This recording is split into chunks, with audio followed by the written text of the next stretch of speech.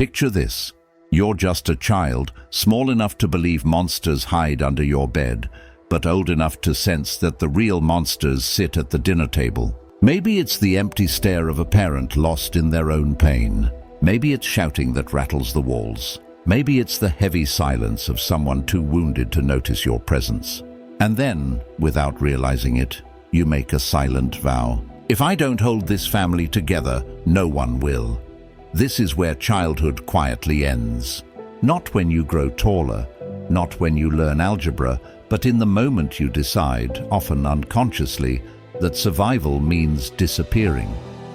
Disappearing not from the room, but from yourself.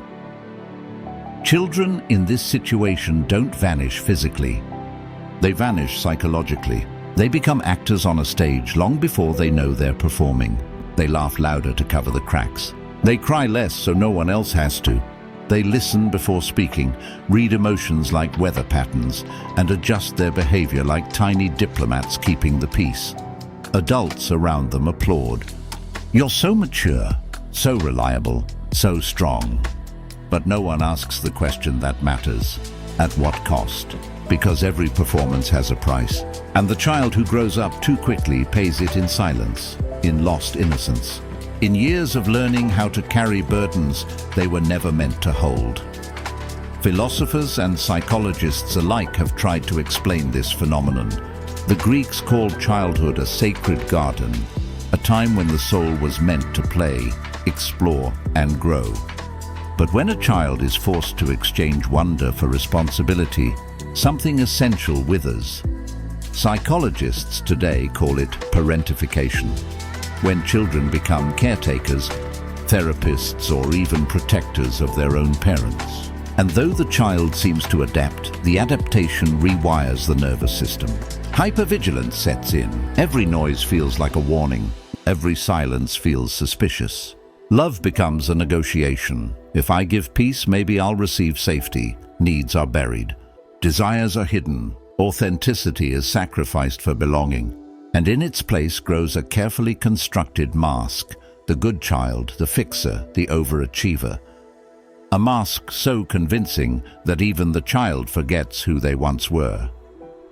But the story doesn't stop in childhood.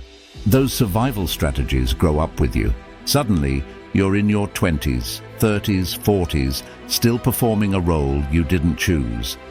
You might become hyper-independent, refusing help because needing others feels dangerous.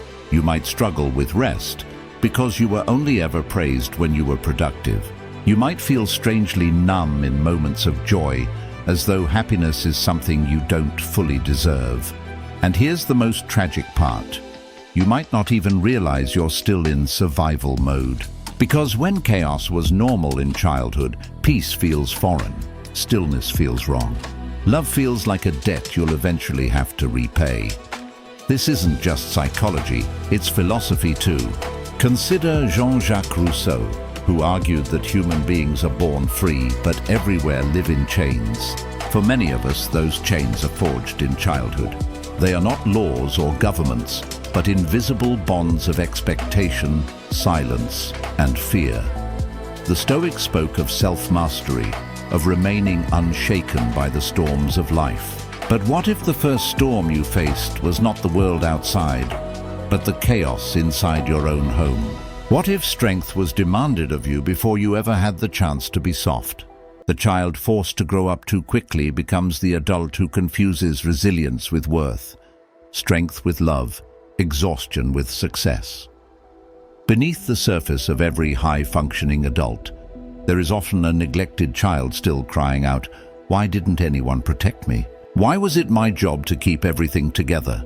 And because that cry was never heard, it resurfaces in subtle ways. In the partner who cannot trust love. In the employee who burns out from overwork. In the friend who gives endlessly but cannot accept help. In the person who apologizes for crying or feels guilty for resting. These aren't quirks of personality. They are strategies of survival. And unless they're recognized, they become prisons. So what does it mean to heal? Healing begins not with fixing, but with witnessing. With telling the truth that no one told you. It wasn't your fault. You were just a child. You didn't deserve that burden. Carl Jung said, "There is no coming to consciousness without pain." To do shadow work is to face the pain you avoided, to feel the grief you once buried. It means mourning the birthdays no one showed up for.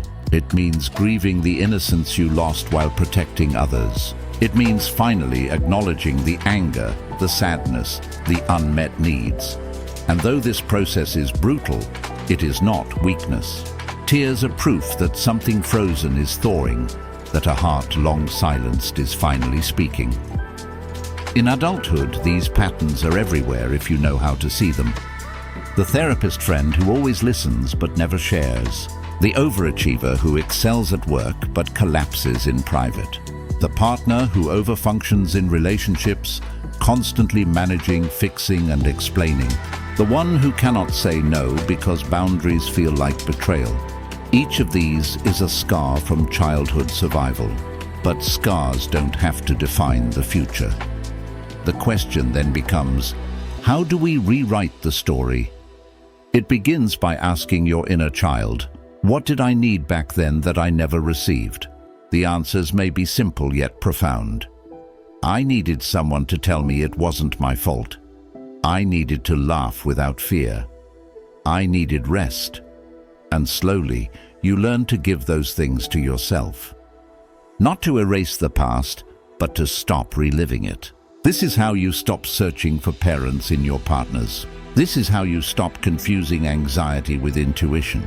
This is how you stop running from yourself, from your history, from the child you buried.